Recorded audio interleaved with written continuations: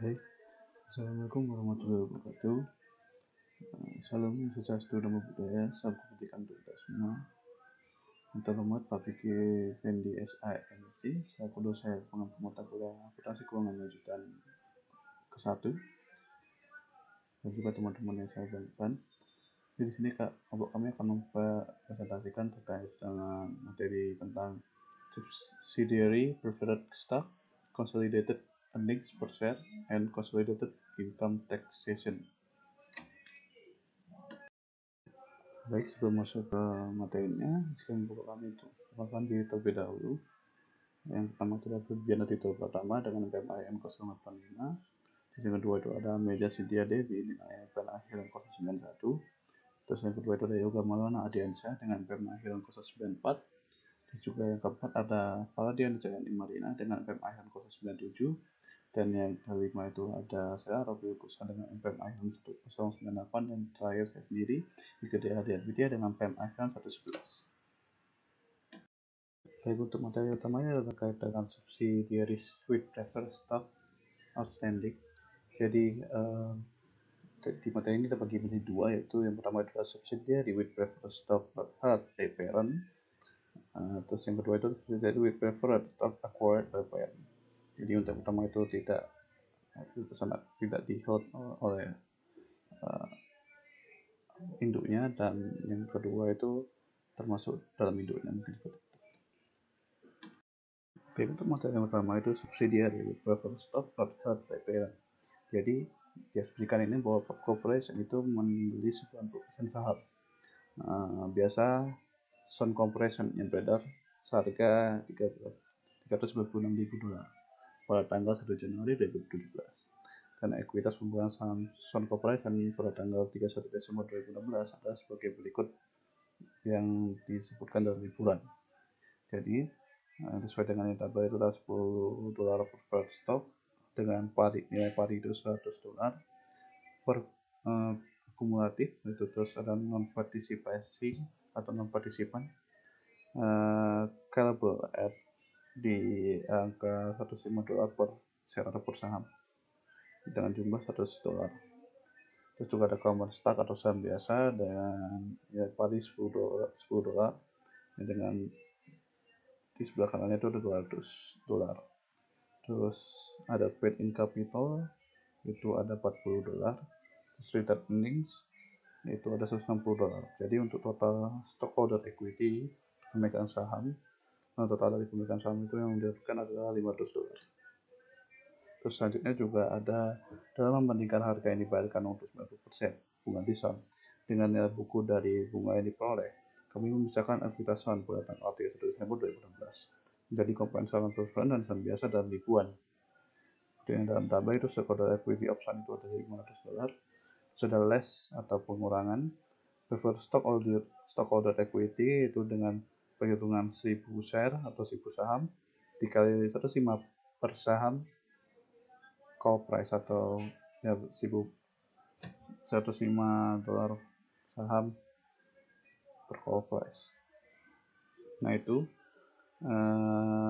dengan total untuk common stockholder equity atau saham untuk saham yang dapat oleh pemegang saham biasa itu adalah $395.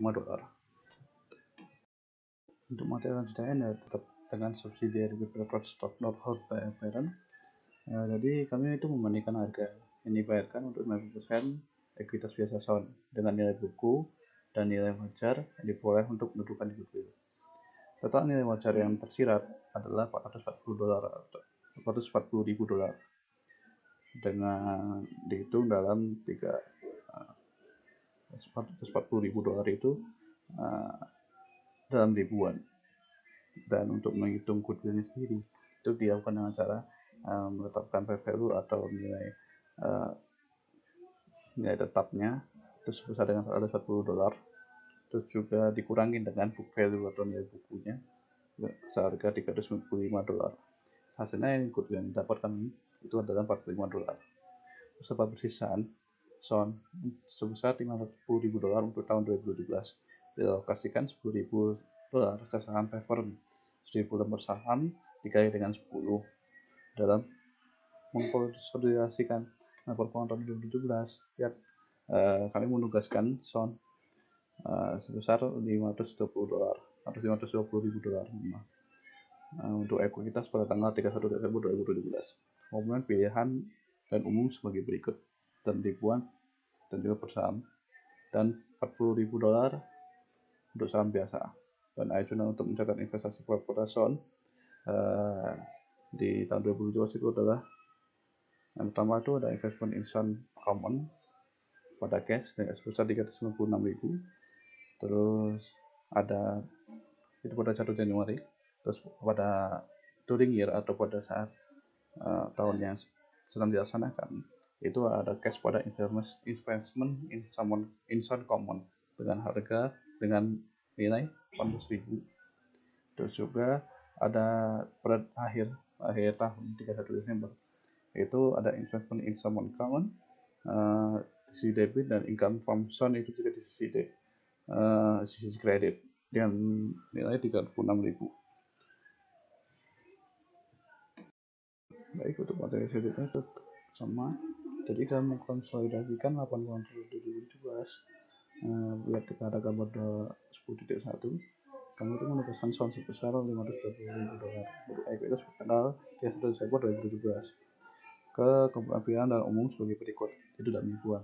Jadi ada komponen total stockholder equity dengan nilai $520, terus dikurangi dengan preferred stockholder equity didapatkan dari 1.000 saham itu dikali $105 call price per share dengan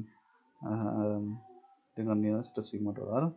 Jadi untuk hasilnya common stockholder equity didapatkan dengan nilai $15. Jadi selanjutnya kita dapat jurnal mengatakan tentang preferred stock person di debit sebesar 100.000 dan juga returning stock itu di debit juga sebesar 5.000. Dan ini juga ada dapat non controlling interest preferred harga 150.000 total dari kedua debit itu. Jadi agak tetap balance. Terus juga terdapat laporan konsolidasi pada 31 Desember atau pada pada bulan terakhir pada tahun 2017 itu 31 Desember 2017 itu sebagai berikut, bisa dilihat dari PPT.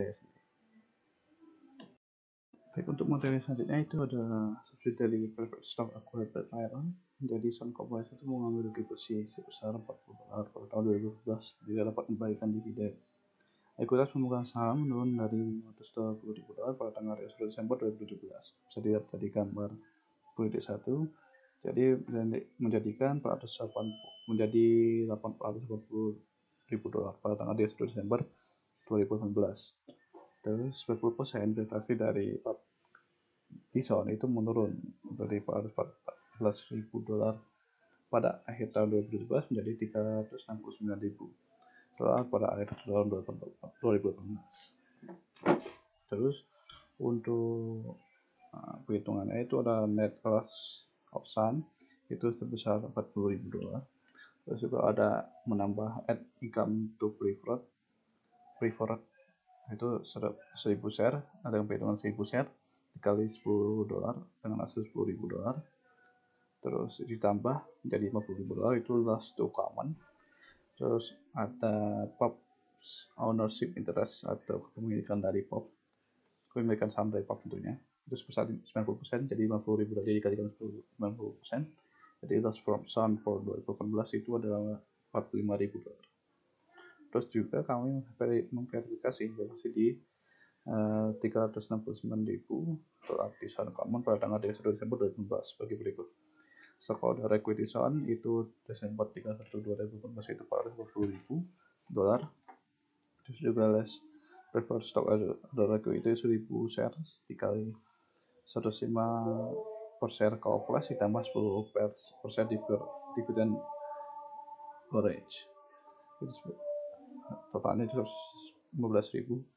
Terus juga ada common stockholder equity Desember 31 2018 itu pengurangan dari tadi itu dihasilkan 365.000. Terus POP ownership interest itu sebesar 90% dari dikali untuk share of Sun Common Stockholder Equity itu dapatkan 328.500. Terus untuk penambahan ada goodwill dapatkan dari $45.000 dikali 90% itu hasilnya 40.500, ditambahkan dihasilkan $369.000 itu merupakan investment in Sun Common pada tanggal 31 Desember 2014. Baik, untuk materi selanjutnya ini adalah terkait dengan subsidi stok terkuat pada tanggal 1 Januari 2019 itu Cukup menanggapi penurunan harga saham dan membeli 8 saham bunga 40% dengan harga $100.000 per saham. Harga $80.000 dari $92.000 dan saham yang dihentikan secara konstruktif. Itu dapatkan dari $119.000 dikali 40% sehingga pembicaraan dengan short sebagai berikut, yaitu untuk yang pertama itu investment Sun Preferred pada cash itu sebesar 10.000. Terus juga ada yang kedua itu investment in Sun Preferred itu under paid in capital sebesar 12.000. Terus Sun juga merupakan laba bersih sebesar $20.000 untuk tahun 2019, namun kembali memberikan dividen untuk tahun tersebut. Mencatat investasi selama tahun 2019 untuk donasi untuk Sun Preferred pada income Sun Preferred sebesar 8.000. Terus juga adanya investment Sun Common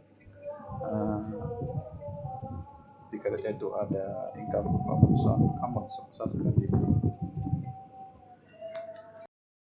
Di materinya sama, jadi ringkasan ikut memegang Sun Preferred dan biasa Sun serta dalam investasi pada akhir 2011 ada sebagai berikut.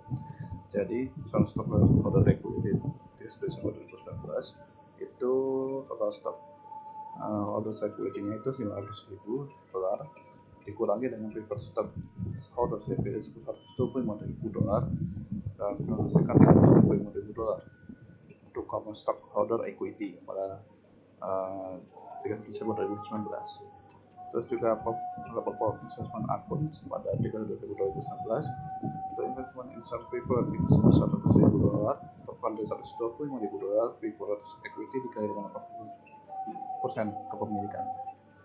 Terus juga ada investment in Sun Common itu $378.000 didapatkan dari $375.000 dalam equity dikali dengan 90% tambah dengan goodwill atau $45.000 dikali 90% juga. Jadi ya, saya dapatkan $378.000.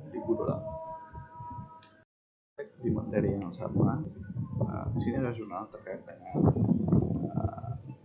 untuk jurnal konsolidasinya. Itu ada retained earnings untuk Sun, terus untuk dapat preferred stock Sun untuk retained earnings-nya sebesar 12.000 dan untuk preferred stock Sun SE itu 100.000. Terus terdapat investment in Sun Preferred sebesar 80.000 dan terdapat non-current interest in Sun Preferred di kredit juga sebesar 23.000 dan ada paid in capital pop itu sebesar 12.000. Bisa terdapat ada jurnal yang kedua itu ada income from Sun Preferred sebesar 8.000 dengan di kreditnya ada investment in Sun Preferred sebesar 8.000. Terus juga terdapat jurnal yang ketiga itu ada preferred stock Sun sebesar 100.000 dan retained earnings Sun sebesar 15.000. Dengan di kreditnya terdapat investment in Sun Preferred sebesar 92.000 dan non-controlling interest in Sun Preferred sebesar 23.000. Terus juga terdapat laporan konsolidasi yang bisa dilihat di PPT. Terima kasih. Baik, untuk materi yang selanjutnya itu terkait dengan parent and consolidated earnings per share. Jadi di sini juga ada dua. Terdapat terkait diluted securities of subsidiary convertible into subsidiary shares. Terus juga yang kedua adalah diluted securities of subsidiary convertible into parent shares. Jadi yang pertama ini terkait dengan diluted securities of subsidiary convertible into subsidiary shares. Jadi kedua paragraf yang 10.3 berlaku perhitungan IPS induk ketika sekuritas anak perusahaan yang berpotensi dilutif dapat dikonversi jadi saham biasa anak perusahaan.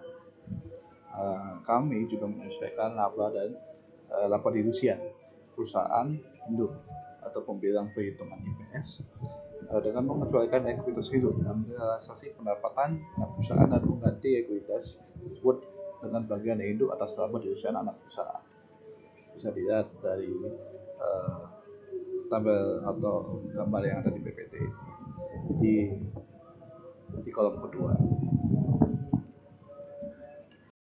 Selanjutnya di yang kedua itu adalah di securities of subsidiary convertible into parent shares.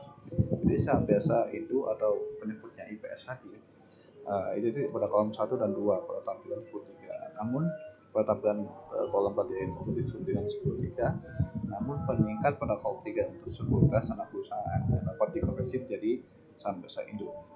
Penyisian pada kolom 3 ini dilakukan ketika efek yang berpotensi dilutif dari anak perusahaan adalah efek yang berpotensi dilutif dari perusahaan induk, bukan dari anak perusahaan.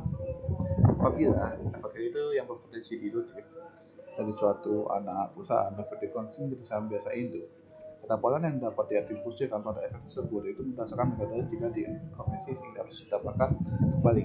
Dalam hal itu pengembangan di usia entitas induk. Dengan demikian, kolom 3 dan tabel pada tabel sebelumnya itu terkait penyesuaian untuk efek dilutif anak perusahaan yang dapat dikonversi menjadi saham biasa induk. Dia tidak berlaku ketika anak perusahaan itu tidak memiliki efek yang berpotensi dilutif pada kolom yang pertama pada tabel sebelumnya, atau ketika efek tersebut tidak dapat dikonversikan menjadi saham biasa anak perusahaan yang disampaikan pada kolom kedua pada tabel sebelumnya. Untuk pembahasan selanjutnya yaitu subsidiary with convertible preferred stock atau bisa disebut anak perusahaan dengan saham preferensi konversi. Pada pembahasan kali ini terdapat 2 submateri, yaitu yang pertama saham preferen anak perusahaan yang dapat dikonversi menjadi saham biasa anak, yang kedua yaitu saham preferen anak yang dapat dikonversi menjadi saham biasa induk. Nah, di sini ada contoh kasus pembahasan subsidiary with convertible preferred stock, yang dimana untuk soalnya yaitu Pop Corporation membeli 90% saham yang beredar Sun Corporation seharga $328 pada tanggal 1 Januari 2016. Pada tanggal ini ekuitas pemegang saham kedua perusahaan tersebut terdiri dari berikut ini. Itu selama tahun 2016 Sun melaporkan laba bersih senilai $50 dan membayar dividen $25.000 dan juga $10.000 kepada investor preferen dan $15.000 untuk umum. Laba bersih POP untuk tahun 2016 adalah $186. Nah, di sini yaitu yang pertama perhitungan stakeholder equity dari kedua perusahaan. Untuk common stock POP induk sebanyak 200.000 lembar dengan harga $5 per lembar, sehingga jika dikalikan menghasilkan $1.000. Untuk common stock Sun sebanyak 20.000 lembar dengan harga $10 per lembar, sehingga dikalikan menghasilkan $200. Selanjutnya ada saham preference yang dapat dikonversikan anak perusahaan atau Sun Corporation, yaitu 10% kumulatif dari pembelian saham, lalu terdiri dari 1.000 lembar saham dengan harga $100 per lembar, sehingga menghasilkan total sebesar 100. Lalu diketahui juga dari earning dari kedua perusahaan, di mana POP ini return earningnya sebanyak atau sebesar 500 dan nilai Sun sebesar 120. Diperoleh jumlah stockholder equity untuk POP sebanyak $1.500 dan Sun Corporation sebesar $420. Nah, untuk income from POP operasi yaitu sebesar $150.000. Untuk pendapatan Sun yaitu $36.000, yang dimana untuk perhitungannya yaitu $50.000 net income dikurangi $10.000 preferred income dikali dengan 90%. Nah, didapat POP net income-nya yaitu $186. Nah, untuk pembahasan yang berikutnya yaitu mengenai dikonversi menjadi saham biasa. Untuk contoh kasusnya yaitu Asumsikan bahwa saham preference SON dapat dikonversi menjadi 12.000 lembar. Saham biasa SON dan baik POP maupun SON tidak memiliki efek berpotensi dilutif lainnya yang beredar. Laba bersih realisasi SON adalah $40.000. EPS dilusi SON adalah $1,5625, yaitu $50.000 laba dibagi 20.000 saham biasa ditambah 12.000 dilusi saham, dan EPS terdilusi POP adalah 0,89. Nah, untuk perhitungannya yaitu net income dari POP sebesar $186 berasal dari perhitungan net income awal, kemudian dikurangi dengan replacement atau penggantian ekuitas POP pada SON Corporation. Perhitungannya yaitu dikurangi dengan pendapatan realisasi SON yang ada di soal sebesar $40.000, lalu dikalikan dengan kepemilikan 90% menghasilkan total $36.000. Dikurangi lalu dijumlahkan lagi dengan ekuitas POP pada diluted earning. Ekuitas POP pada diluted earning SON dengan perhitungan 18.000 lembar saham SON dikali dengan diluted EPS SON yang sebesar $1,5625 sehingga menghasilkan jumlah sebesar 28.125. Diperoleh diluted earning POP sebanyak $178.125 dan lembar saham POP sebesar 200.000. Lalu diperoleh diluted EPS dari POP itu dibagi antara diluted earning POP sebesar $178.125 dibagi dengan saham POP 12.000 menghasilkan $0,89.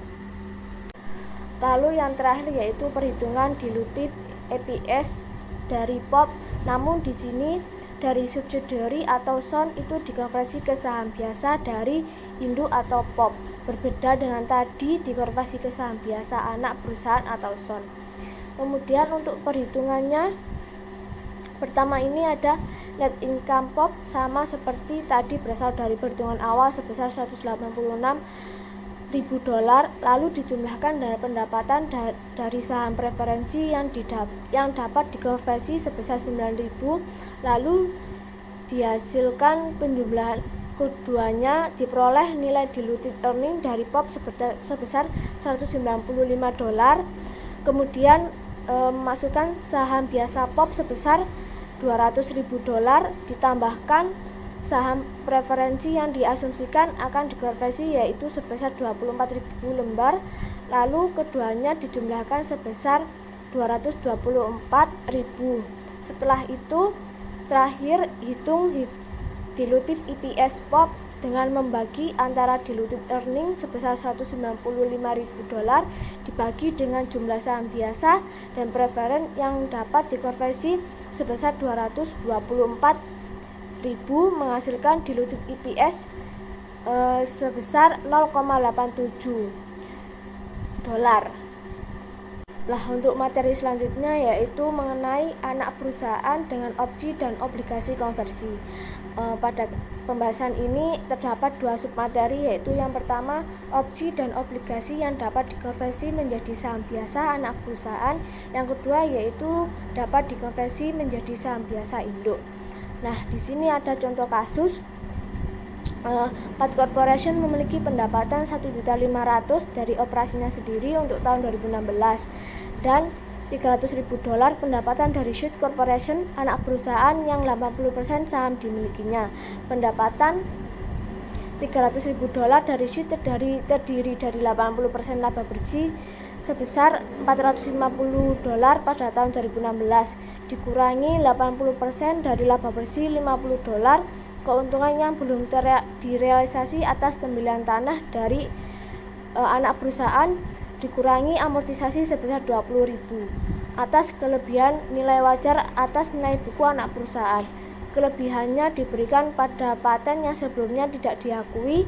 Asumsikan tarif pajak adalah 34% sekuritas beredar dari kedua perusahaan tersebut secara keseluruhan 2016. Nah, untuk informasinya yaitu induknya common stock-nya 1 juta lembar, sedangkan anak perusahaannya yaitu 400 lembar. Option purchase 60.000 share of stock at $10 per share, dan juga 7% convertible bonds 1 juta per outstanding, converted into 80.000 share of common stock. Nah, di sini kita akan membahas jawaban soal tadi pada dua kondisi. Yang pertama kondisi opsi dan obligasi anak perusahaan yang dapat dikonversikan menjadi saham anak perusahaan. Nah, yang pertama ada issued net income sebesar $450, kemudian dikurangi dengan unrealized profit dari anak perusahaan sebesar 50.000 serta dijumlahkan dengan beban bunga, namun dengan asumsi jika obligasinya dapat dikonversi menjadi saham biasa dari anak perusahaan. Perhitungannya itu bond sebesar $1 juta dikali dengan bunga obligasi sebesar 7% serta dikalikan dengan net of tax interest sebesar 66% menghasilkan 46.200 dengan subsidiary $446.200. Nah, untuk selanjutnya yaitu ada saham sheet sebanyak 400.000 lembar, lalu dijumlahkan dengan perhitungan dari opsi saham yang dapat dikonversi yaitu 60.000 lembar. Selanjutnya yaitu dikurangi dengan perkalian antara lembar saham dengan nilai per lembarnya yaitu 60.000 dikali dengan $10 itu menghasilkan 600 lembar, kemudian dibagi dengan rata-rata pasar $15 menghasilkan perubahan lembar saham sebanyak 20.000 lembar, lalu dijumlahkan lagi dengan hasil jika lembar saham yang dapat dikonversikan sebanyak 80.000 lembar, diperoleh adjusted share berasal dari penjumlahan semuanya sebanyak 500 lembar, lalu menghitung diluted EPS dibagi dengan subsidiary adjusted earning senilai $446.200 dan juga adjusted share yaitu 500 yang menghasilkan $0,89. Kemudian dilanjutkan dengan perhitungan diluted EPS dari Path Corporation. Yang pertama yaitu ada net income sebesar $1.800.000, lalu dikurangi dengan replacement sebanyak 320.000, lanjut dijumlahkan lagi dengan ekuitas Path pada diluted earning anak perusahaan sebesar 320.000 dikali diluted EPS 0,89 menghasilkan 284, sehingga diperoleh dari penjumlahan ketiga ini menghasilkan $1.764.800. Kemudian Path outstanding sebesar 1 juta, sehingga dibagi keduanya menghasilkan diluted EPS Path sebesar $1.76.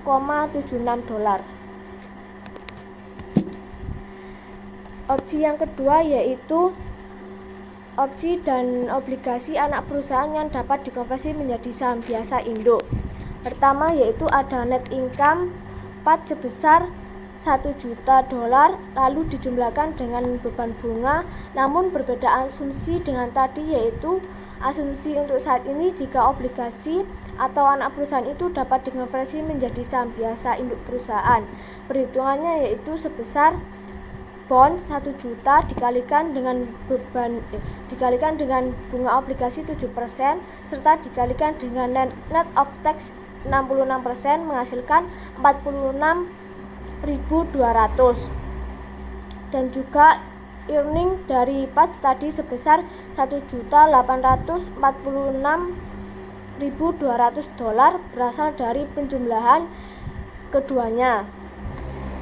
Kemudian menghitung Path outstanding sebesar 1 juta.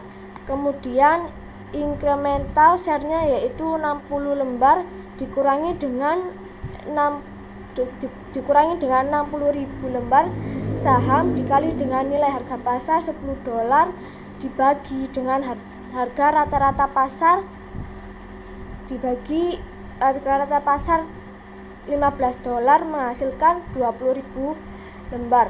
Selanjutnya yaitu dibagi dengan outstanding earning yaitu senilai 1.846.200 dan juga adjusted share yaitu menghasilkan 1,68%.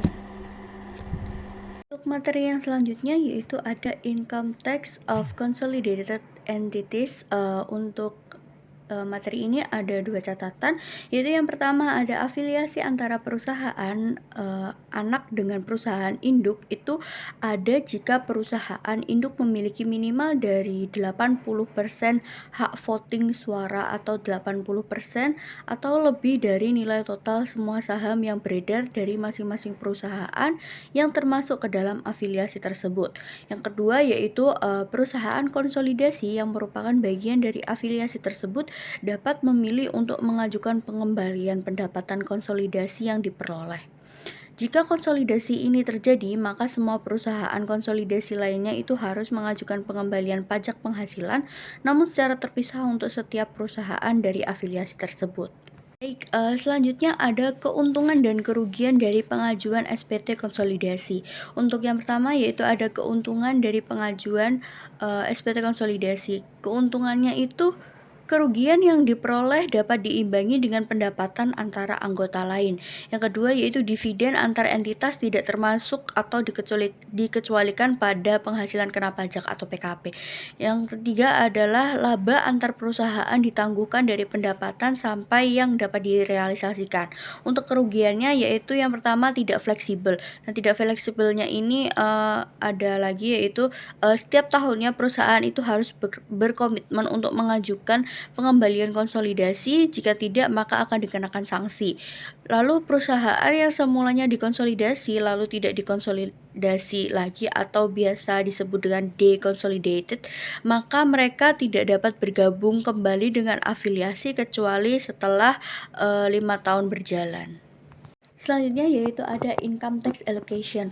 Tujuan akuntansi pajak penghasilan berdasarkan dari GAAP saat ini adalah untuk mengakui jumlah pajak yang terutang atau dapat dikembalikan pada tahun berjalan dan untuk mengakui liabilitas dan aset pajak tangguhan atas konsekuensi pajak masa depan dari peristiwa yang terjadi.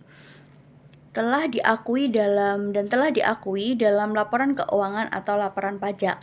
Peristiwa yang mempunyai konsekuensi pajak di masa depan itu akan ditetapkan sebagai perbedaan temporer untuk memisahkannya dari peristiwa yang tidak mempunyai konsekuensi pajak.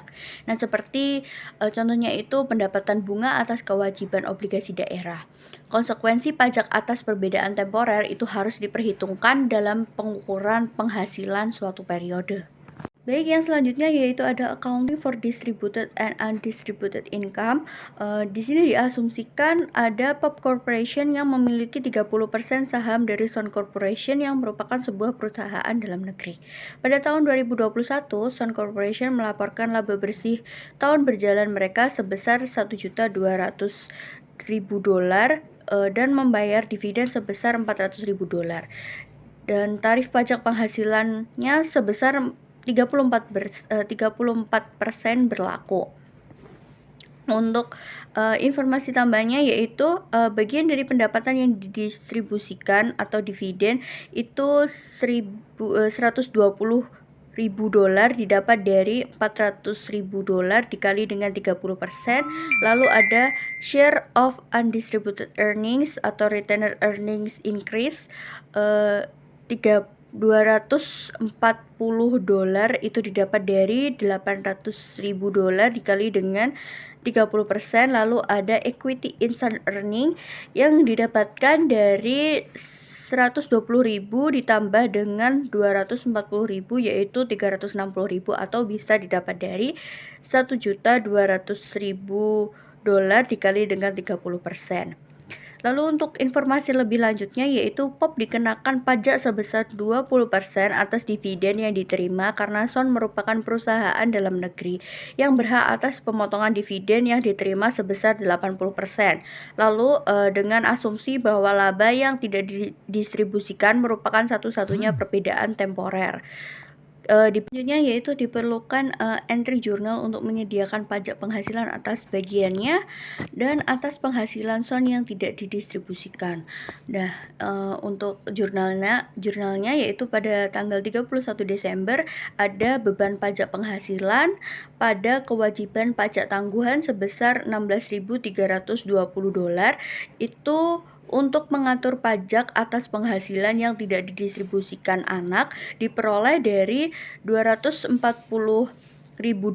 dikali dengan 20% kena pajak dan 30 dikali dengan 34% tarif pajak yang tadi. Untuk yang selanjutnya yaitu unrealized gain and losses from intercompany transaction. Di sini kita mengasumsikan Pump Corporation menjual barang dagang seharga $200.000 kepada Sun Corporation yang merupakan 75% anak perusahaannya seharga $400.000 dan Sun masih memegang 70% barang dagangan ini pada akhir tahun. Berlaku tarif pajak 34% dan PAM membayar pajak penghasilan sebesar $68.000 atas transaksi selama tahun berjalan. Diperlukan yaitu yang pertama ada jurnal entry konsolidasi, yang kedua ada one line entries. Entry konsolidasi dan konsolidasi satu baris yang relevan itu sebagai berikut. Yang pertama yaitu entry kertas kerja konsolidasi pada tahun berjalan. Untuk menghilangkan penjualan antar perusahaan dan biaya penjualan, melakukan penjurnalan yaitu penjualan pada harga pokok penjualan sebesar $400.000. Lalu untuk menghilangkan laba yang belum direalisasi atas sisa barang dagangan antar perusahaan dalam persediaan yaitu harga pokok penjualan pada inventaris sebesar $140.000 yang didapat dari $400.000 dikurangi dengan $200.000 dikali dengan 70%. Lalu untuk entry konsolidasi satu baris PAM pada tahun berjalan ini yaitu ada income from Sun pada investment in Sun sebesar $140.000 yang ini untuk menghilangkan laba yang belum direalisasi atas penjualan ke Sun didapat dari $140.000. Sun menjual barang dagangannya pada periode berikutnya, maka jurnal konsolidasi dan konsolidasi satu baris pada tahun tersebut adalah yang pertama yaitu investment in Sun pada cost of sales. Yang ini dilakukan untuk mengakui laba yang ditangguhkan sebelumnya atas persediaan dan melakukan penyesuaian investasi awal PAM di akun Sun yang mencerminkan realisasi yaitu sebesar $140.000. Lalu untuk entry konsolidasi satu barisnya yaitu ada investment in Sun pada income from Sun. Ini dilakukan untuk mengembalikan laba yang sebelumnya ditangguhkan pada penjualan antar perusahaan yaitu sebesar $140.000 juga. Baik, di sini saya akan membahas tentang separate company tax return with intercompany gain atau pengembalian pajak perusahaan terpisah dengan keuntungan antar perusahaan. Di sini terdapat kasus dari Pop Corporation serta Sun Corporation. Pop Corporation membayar tunai sebesar $375.000 untuk bunga 75% di Sun Corporation pada tanggal 1 Januari 2016. Di mana ekuitas Sun terdiri dari modal saham sebesar $300.000 dan laba ditahan sebesar $200.000. Pada saat Pop mengakuisisi kepemilikannya di Sun, Pop memiliki kewajiban pajak penghasilan tangguhan sebesar $10.200 yang terdiri dari selisih penyusutan pajak atau buku sebesar $30.000 yang dibalik dengan jumlah yang sama yaitu sebesar $7.500 selama periode 5 tahun dari 2017 hingga 2020. Nah, pada tanggal 8 Januari 2016, Pop menjual peralatan kepada Sun dengan keuntungan sebesar $20.000. Sun Corporation mendepresiasi peralatan tersebut secara garis lurus selama 5 tahun. Nah, di sini terdapat data perbandingan pendapatan serta laba di tahun 2016. Baik, untuk slide selanjutnya yaitu ada one line consolidation, di mana ini merupakan jurnal untuk investment Insan pada tahun 2016. Yang pertama, pada tanggal 1 Januari untuk mencatat pengakuisisian terhadap Sun dengan akun investment Insan pada cash sebesar $375.000. Kemudian pada awal Desember untuk pencatatan pembagian dividen yang diterima oleh Sun, yaitu dengan akun cash pada investment Insan sebesar $21.000, di mana angka ini didapat dari 28.000 dikali dengan 75%, di mana $28.000 ini merupakan jumlah pembagian dividen oleh Sun yang dikalikan oleh kepemilikan POP sebesar 75%. Dan pada tanggal 31 Desember, di sini terdapat informasi untuk mencatat income from Sun. Yang pertama, kita harus menghitung terlebih dahulu POP share in Sun net income sebesar $39.600, di mana perhitungan ini didapat dari 52.800 net income Sun dikali dengan kepemilikan POP sebesar 75%. Lalu hasilnya akan dikurang dengan unrealized gain on sale equipment sebesar 20.000. Dan karena di informasi soal terdapat bahwa Sun ini mencatat equipmentnya dengan menggunakan metode garis lurus selama 5 tahun, di sini kita harus menambahkan piecemeal recognition of gain sebesar $4.000. $4.000 hasil dari $20.000 dibagi menjadi 5 tahun. Nah, lalu kita jumlah ketemu sebesar $23.600. $23.600 ini akan diakui sebagai income from Sun. Jadi, kita akan menjurnal pada tanggal 31 Desember nanti dengan akun investment Insan pada income from Sun sebesar $23.600. Selanjutnya, kita akan menghitung POP income tax expense sebagai berikut. Yang pertama, tax on POP operating income. Jadi kita akan mengurangi penjualan sebesar $380.000 dikurangi dengan biaya penjualan sebesar $200.000. Lalu akan dikurangi lagi dengan biaya operasi sebesar $100.000. Kemudian hasilnya akan dikalikan dengan tax rate sebesar 34% dengan hasil $20.200. Lalu kita akan menghitung tax on gain from sale equipment-nya dengan nilai penjualan equipment sebesar 20.000 akan dikali dengan tax rate sebesar 34% dengan hasil $6.800.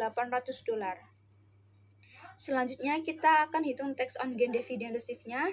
Jadi dividen yang didapatkan sebesar $21.000 dikali dengan 20% taxable, lalu dikalikan dengan tax rate-nya sebesar 34% dengan hasil sebesar $1.428. Jadi income tax currently payable-nya adalah sebesar $35.428 yang berasal dari $27.200 ditambah $6.800 ditambah $1.428. Lalu kita akan kurangi decrease deferred tax liability-nya sebesar $4.175 yang berasal dari unrealized gain on equipment at the year end sebesar $16.000 dikurangi taxable share of Sun sebesar $3.750 lalu dikali dengan 34%. Sehingga income tax currently payable-nya adalah $35.428 dikurangi dengan decrease deferred tax liability sebesar $4.175 dengan jumlah $31.253 sebagai income tax expense yang harus dibayar. Selanjutnya, ini merupakan jurnal yang harus dicatat pada POP dan Sun Corporation. Untuk di buku Sun pada Desember 2016 harus dicatat income tax expense pada income tax currently payable sebesar $27.200, di mana jurnal ini untuk mencatat accrued income tax for 2060. Dan untuk di buku POP pada Desember 2016 dicatat income tax expense sebesar $31.253 serta deferred tax liability sebesar $4.175 pada income tax currently payable sebesar $35.248, di mana jurnal ini juga untuk mencatat accrued income tax for 2060. Selanjutnya ada schedule of deferred income tax liability selama tahun 2016 hingga tahun 2020. Kemudian terdapat work paper entries tahun 2017. Pada work papers entries ini terdapat jurnal yaitu investment in Sun sebesar 16.000 di debit dan accumulated depreciation sebesar 8.000 di debit, equipment sebesar 20.000 di kredit, depreciation expense sebesar 4.000 di kredit. Accumulated depreciation sebesar 8.000 ini didapat dari akumulasi tahun 2016 ditambah dengan tahun 2017, di mana masing-masing sebesar 4.000. Lalu untuk equipment-nya kenapa harus dihapuskan sebesar 20.000? Karena untuk menghilangkan unrealized profit from downstream sale of equipment-nya sendiri. Dan kita masukkan juga depreciation expense sebesar 4.000 ini didapat dari tabel pada tahun 2017 yang tertera pada tabel tersebut sebesar 4.000. Nah, untuk sisanya bisa kita gunakan untuk menghitung investment in Sun, yaitu ketemu sebesar 16.000. Untuk consolidation work paper-nya sendiri tidak ada perbedaan dari materi sebelumnya, namun ada beberapa akun yang perlu di-input. Yang pertama ada akun income tax expense yang harus dimasukkan dan dapat dilihat pada tabel berikut. Angka untuk POP sendiri yaitu sebesar $31.253 dan untuk Sun sebesar $27.200 serta consolidation statement-nya sendiri sebesar $58.453. Yang kedua ada akun deferred tax liability, di mana akun ini pada tabel hanya tertulis pada POP serta pada consolidation statement sebesar $6.025. Yang terakhir yaitu ada akun income tax liability yang harus dimasukkan dalam tabel. Untuk POP sendiri sebesar $35.428 dan untuk Sun sebesar $27.200 serta consolidation statement-nya sebesar $62.628. Lalu kita next ke materi selanjutnya yaitu ada effect of consolidate and separate company tax written on consolidation procedure. Pengembalian pajak konsolidasi adalah pengembalian pajak penghasilan badan dari grup perusahaan terafiliasi yang memilih untuk melaporkan kewajiban pajak gabungan pada satu pengembalian. Tujuan pengembalian pajak memungkinkan perusahaan yang menjalankan bisnisnya melalui banyak afiliasi hukum akan dipandang sebagai satu kesatuan. Terdapat 4 metode yang saat ini digunakan dalam alokasi pajak penghasilan konsolidasi kepada afiliasi sebagai berikut. Yang pertama ada metode pengembalian terpisah. Setiap anak perusahaan menghitung pajak penghasilan seolah-olah mereka telah mendapatkan pengembalian terpisah. Lalu yang kedua, metode perjanjian. Beban pajak dialokasikan berdasarkan kesepakatan antara orang tua serta anak perusahaan. Yang ketiga, dengan atau tanpa metode. Penyisian pajak penghasilan dihitung untuk kelompok dengan dan tanpa penghasilan sebelum pajak anak perusahaan. Beban pajak penghasilan anak perusahaan adalah selisihnya. Lalu yang keempat ada metode alokasi persentase. Beban pajak penghasilan konsolidasi dialokasikan kepada anak perusahaan berdasarkan laba sebelum pajaknya sebagai persentase terhadap laba sebelum pajak konsolidasi. Nah, baik, di sini saya akan menjelaskan terkait background information for consolidation and separate tax return illustration, yang artinya yaitu latar belakang atau informasi atas konsolidasi dan SPT pada SPT yang akan diilustrasikan. Nah, di sini diasumsikan pada tanggal 1 Januari 2016, PAL mengakuisisi 90% atas entitas lain, di mana persediaan dari SAL yaitu berjumlah $432, di mana $300 merupakan saham biasa dan 100 yang merupakan laba, $100 merupakan laba ditahan. Nah, di mana persediaan dari SAL yaitu 432.000, di mana total dari fair value dari SAL yaitu 480.000 didapat dari 432.000 dibagi dari 90%, sehingga ketemu 480.000. Book value dari SAL yaitu 400, dan SAL mengalami implying atas goodwill sebesar $80.000. Nah, di sini terdapat informasi tambahan di mana 30% yaitu 30% merupakan tarif pajak tetap atas penghasilan yang berlaku untuk semua tahun. Yang kedua, PAL dan SAL merupakan grup dari afiliasi di mana 100% dari dividen tersebut di pengecualian. Yang ketiga, SAL mengakui dividen sebesar $20.000 pada tahun 2016.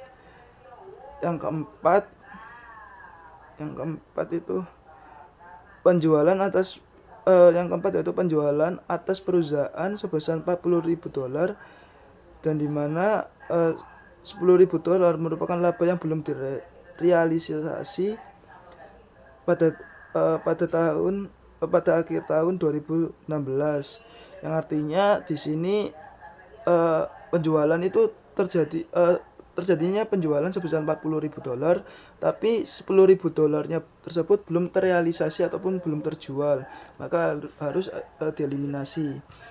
Yang kelima, adanya pendapatan operasional sebelum pajak kedua afiliasi, diantaranya yang pertama adanya penjualan PAL $900, SAL $500.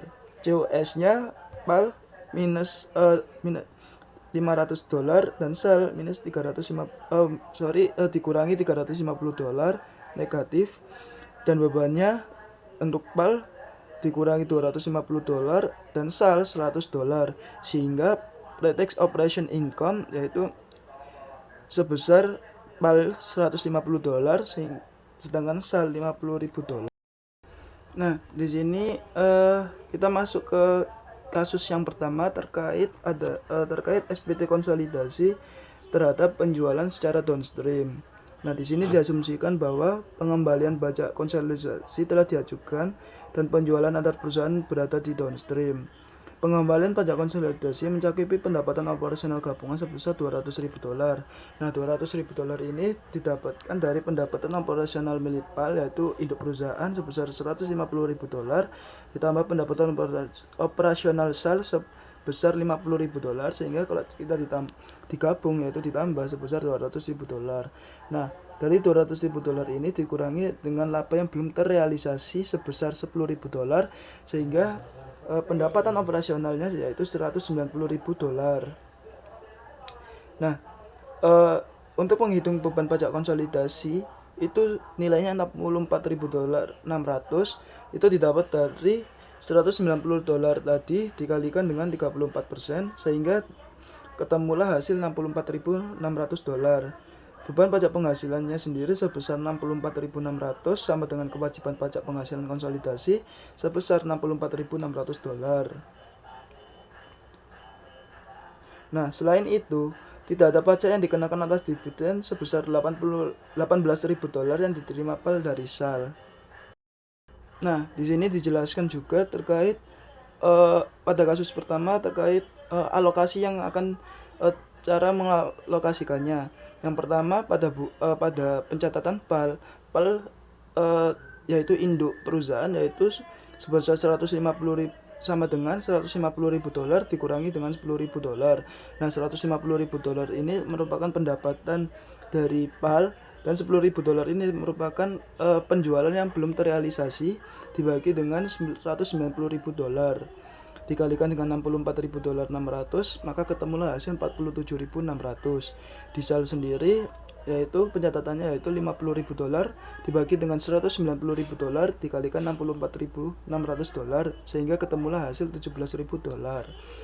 Nah, di sini perbedaannya yaitu kalau kita mencatat pada induk perusahaan ketika mengalokasikannya itu kita dikurangi dengan penjualan yang belum terrealisasi. Nah, sedangkan pada pencatatan sal sendiri itu tidak adanya penjualan yang belum terrealisasi. Nah, di sini berikutnya yaitu mencatat terkait jurnal atau apa saja yang terjadi pada konsolidasi tersebut. Nah, di sini pertama adanya penjualan pada sal dan juga pada PAL dan juga sal antara induk dan juga anak perusahaan, di mana ketika terjadinya transaksi jual beli tersebut, maka dalam konsolidasi harus dieliminasi jurnalnya sendiri yaitu sales pada COGS sold, di mana sales pada COGS di mana penjualannya yaitu 40.000 dan COGS-nya 40.000. Nah, hasil dari 40.000 ini didapat dari di soal tadi ada yang awal tadi adanya penjualan atau intercompany sale sebesar $40.000. Nah, yang jurnal kedua yaitu mengeliminasi adanya persediaan ataupun penjualan yang belum terrealisasi. Jurnalnya yaitu COGS pada inventory, di mana COGS-nya yaitu $10.000 dan inventorinya yaitu $10.000. Jurnal yang ketiga yaitu mengeliminasi adanya income pada anak perusahaan, di mana jurnalnya yaitu income from sale sebesar $19.700 didapat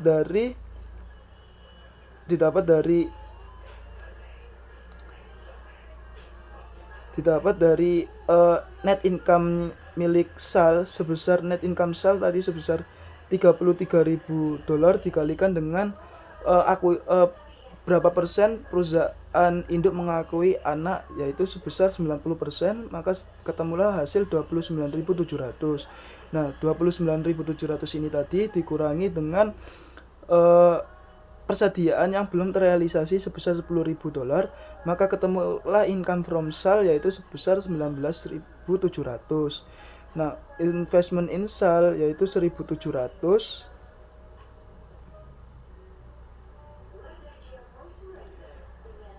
Dividen sendiri yaitu 18.000 didapat dari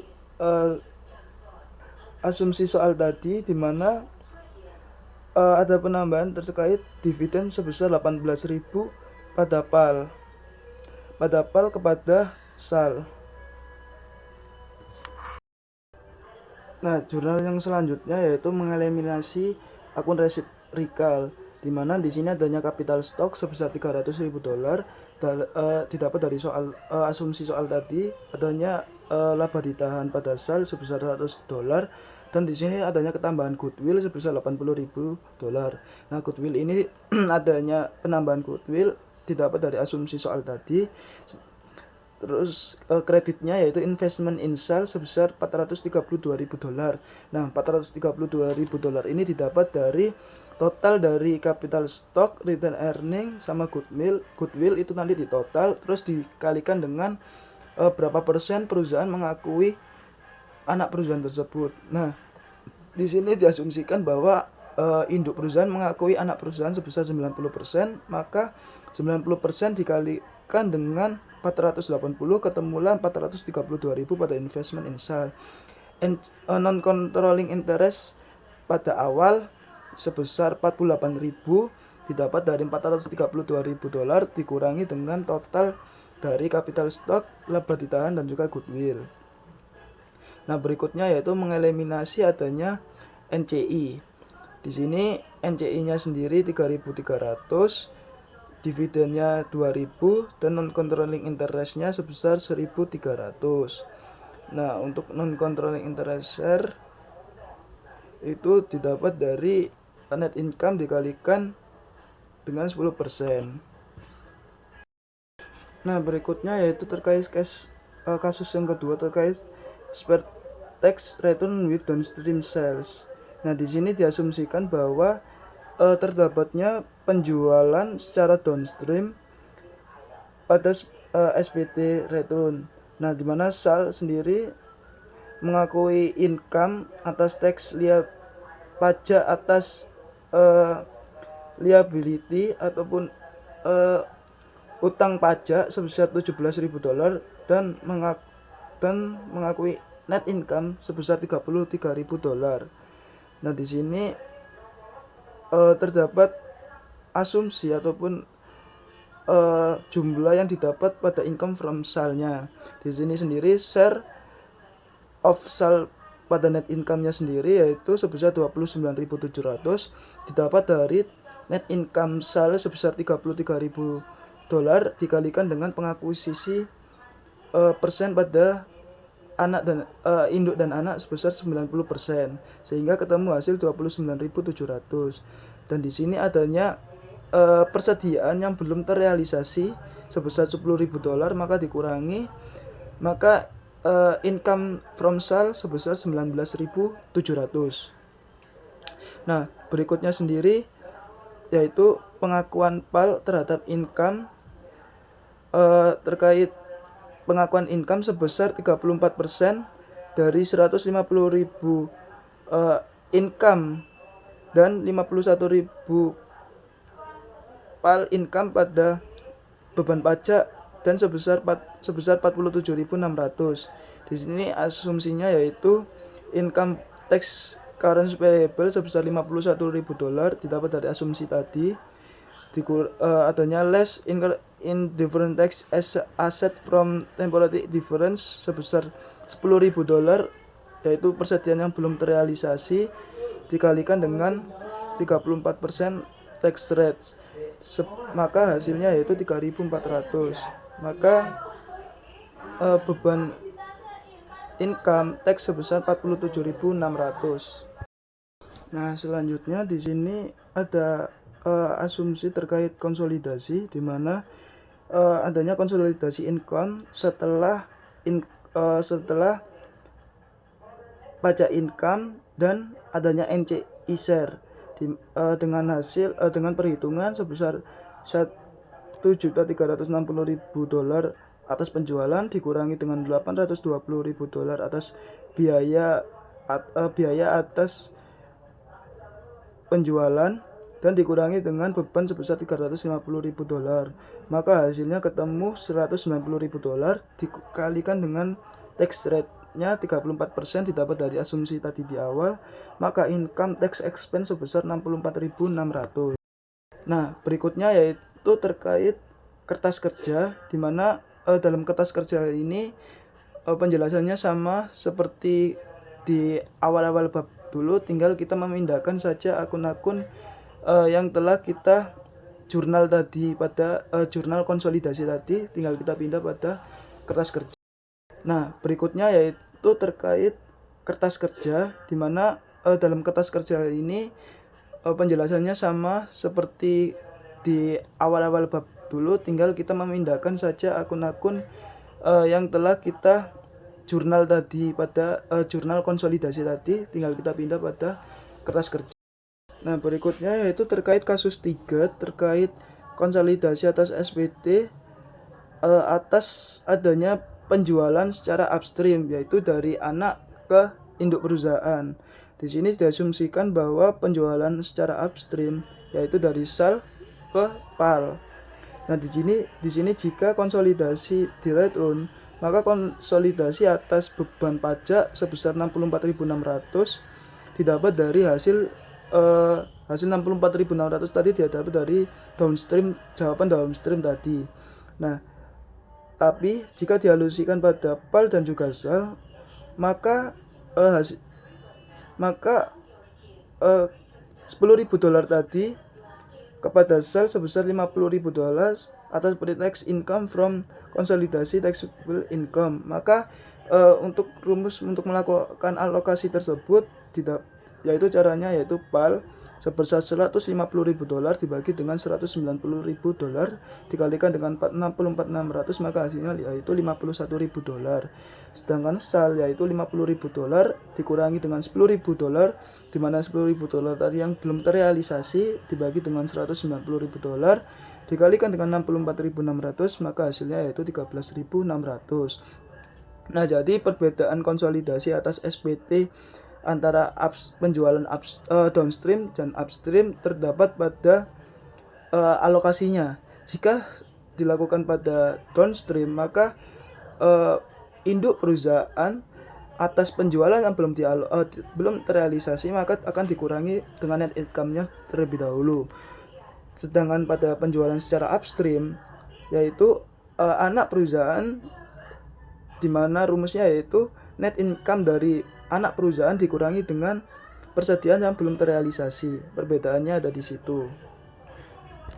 Nah, berikutnya yaitu pencatatan jurnal, di mana jurnal tersebut ini jurnal pada buku PAL pada akhir Desember 31 Desember, di mana beban pajak atas income itu sebesar $51.000 didapat dari rumus tadi, dan kreditnya yaitu income tax currency payable sebesar $51.000 tadi. Nah, sedangkan pada buku SAL pada pencatatan pada kejadian transaksi tersebut yaitu income tax expense sebesar 13.600 dapat hasil perhitungan tadi, dan kreditnya sama yaitu income tax currency payable sebesar 13.600. Nah, di sini SAL mendapatkan net income sebesar 34.600 didapat dari $50.000 total dari net income milik SAL tadi dikurangi dengan income less tadi atas alokasi tadi sebesar 13.600, maka hasilnya yaitu 36.400. Nah, di sini dia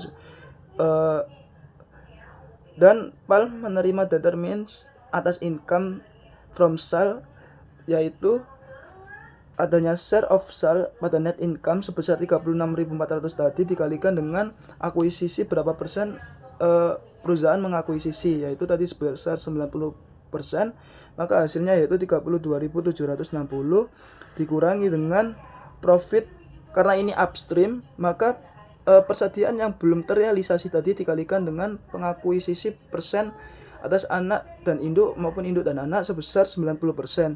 Maka tadi persediaan yang belum terrealisasi sebesar 10.000 dikalikan 90%. Karena mengapa dikalikan dengan 90%?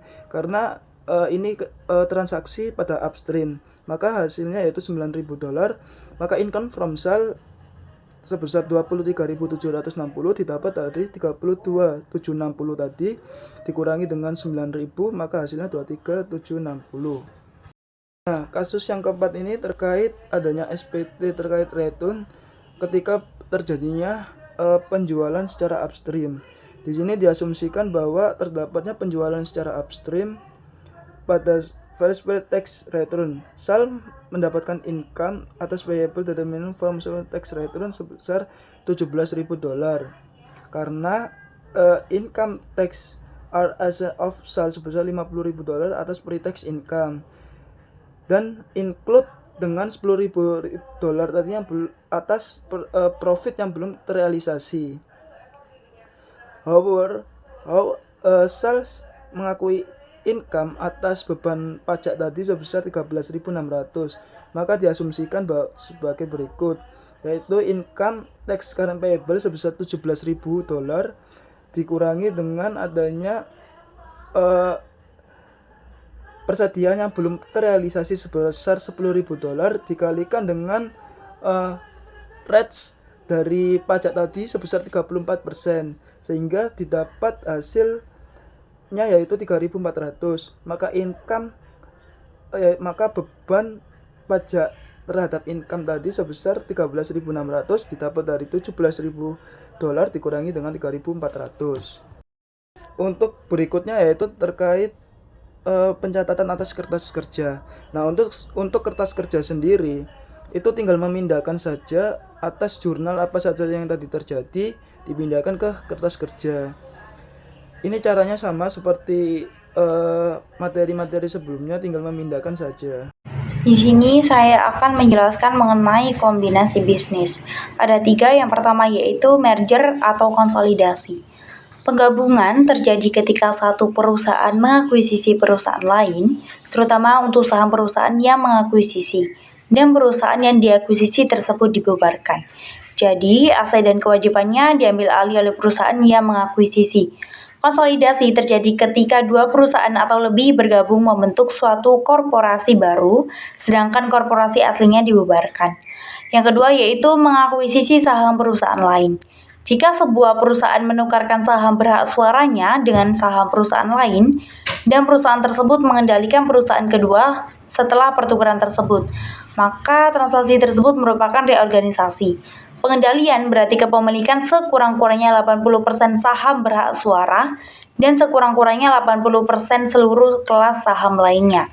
Yang ketiga yaitu mengakuisisi aset perusahaan lain.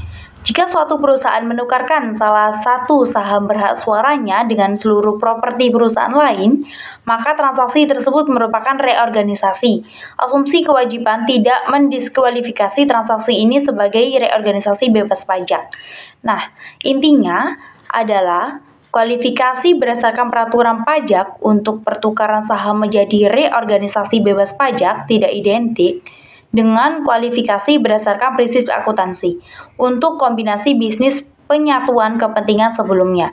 Kombinasi bisnis pembelian dapat dikenakan pajak atau bebas pajak, dan penataan transaksi untuk memenuhi tujuan pembeli dan penjual merupakan bagian penting dari proses negosiasi untuk setiap kombinasi bisnis.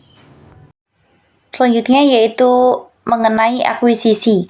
Pada tanggal 1 Januari 2016, P membayar 400.000 untuk 60% saham berhak suara yang beredar di S ketika ekuitas pemegang saham S terdiri dari 300.000 modal saham dan 200.000 laba ditahan. Nilai buku sama dengan nilai wajar aset dan liabilitas S kecuali bangunan dan tanah. Bangunan tersebut mempunyai nilai buku sebesar 80.000, nilai wajar sebesar 120.000, dan sisa masa manfaat selama 8 tahun. Tanah tersebut memiliki nilai buku 50.000 dan nilai wajar 150.000. Goodwill apapun tidak diamortisasi. Kemudian tarif pajak yang berlaku bagi kedua perusahaan adalah 34% dan berlaku pemotongan dividen sebesar 80%. Kami akan membebankan kelebihan biaya sebesar 100.000 atas nilai buku yang diperoleh. Sebagai berikut bisa dilihat di PPT. 24.000 yang dialokasikan untuk bangunan dan kewajiban pajak tanggungan sebesar 58160 akan dihapuskan selama sisa manfaat 8 tahun bangunan tersebut dengan jumlah tahunan masing-masing sebesar 3.000 dan 1.020. Dengan demikian, laba bersih konsolidasi akan berkurang sebesar 1.980 setiap tahun setelah pajak.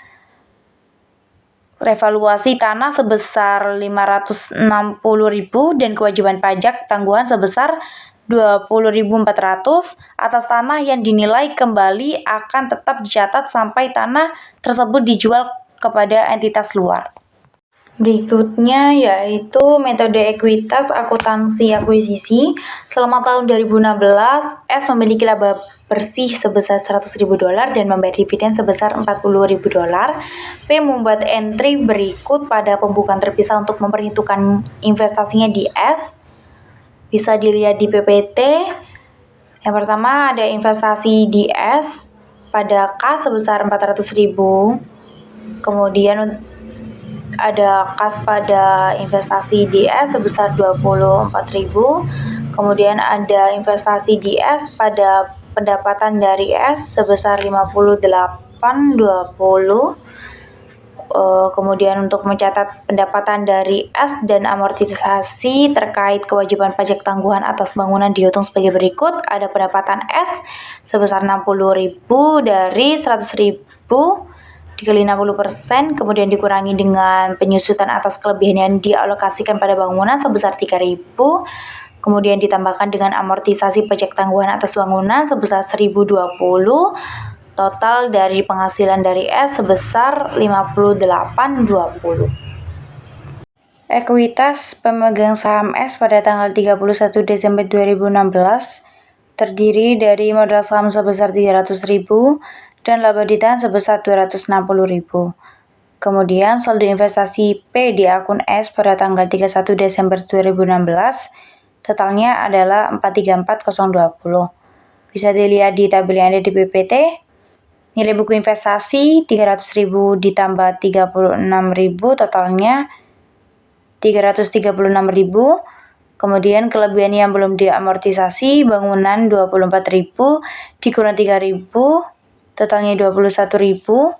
Tanah 60.000 menjadi 60.000, pajak penghasilan tangguhan 28560 dikurang 1.020 menjadi 27540, goodwill 44560 menjadi 44560, totalnya semua sebesar 400.000 pada tanggal 1 Januari 2016, perubahan di tahun 2016 totalnya 34.020.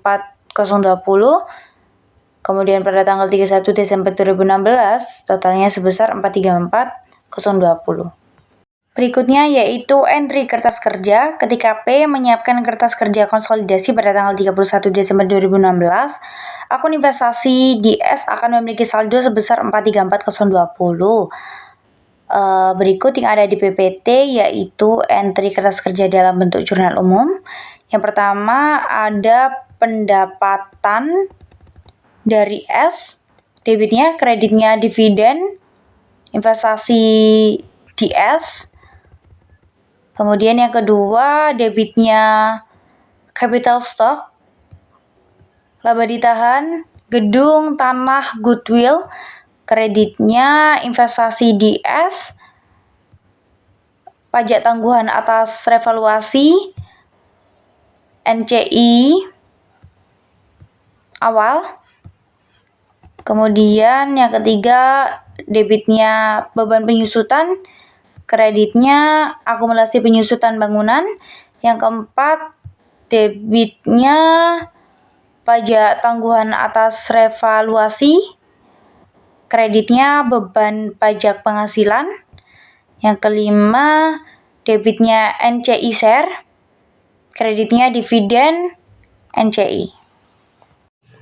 Baik, berikutnya yaitu ketidakpastian pajak penghasilan. Pada bulan Juni 2006, FASB merevisi GAAP untuk mengklarifikasi akuntansi atas ketidakpastian pajak penghasilan yang diakui dalam laporan keuangan. GAAP menetapkan ambang batas pengakuan dan atribut pengukuran untuk posisi pajak yang diambil dalam pengembalian pajak. Evaluasi posisi pajak merupakan proses 2 langkah.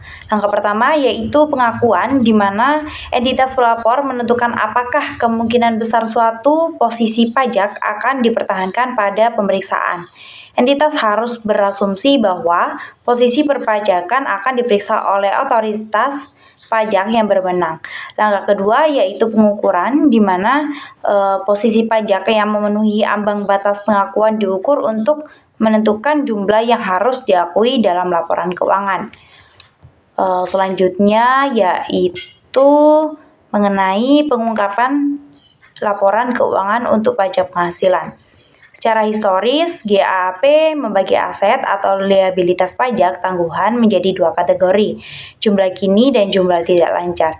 Untuk penyajian neraca, GAAP mengklarifikasikan liabilitas dan aset pajak tangguhan sebagai lancar atau tidak lancar berdasarkan klarifikasi aset atau liabilitas terkait untuk pelaporan keuangan. Jika item yang ditangguhkan tidak terkait dengan aset atau liabilitas untuk pelaporan keuangan, klasifikasinya bergantung pada tanggal pembalikan perbedaan temporer. Untuk periode pelaporan keuangan yang dimulai setelah tanggal 15 Desember 2016, GAAP tidak lagi mengklasifikasikan aset dan liabilitas pajak tangguhan sebagai lancar atau tidak lancar. Semua jumlah akan dilaporkan sebagai tidak lancar perusahaan akan melaporkan jumlah bersih tunggal sebagai aset atau liabilitas pajak tangguhan jangka panjang bersih. Kemudian komponen signifikan dari beban atau manfaat pajak penghasilan diungkapkan dalam laporan keuangan atau catatan atas laporan keuangan atau CALK. GAAP juga mensyaratkan pengungkapan beban atau manfaat pajak penghasilan yang dialokasikan untuk operasi yang dilanjutkan, operasi yang dihentikan, dan penyesuaian periode sebelumnya. Sekian pemaparan dan penjelasan dari kelompok kami, kurang lebihnya mohon maaf jika ada kesalahan. Terima kasih. Wassalamualaikum warahmatullahi wabarakatuh.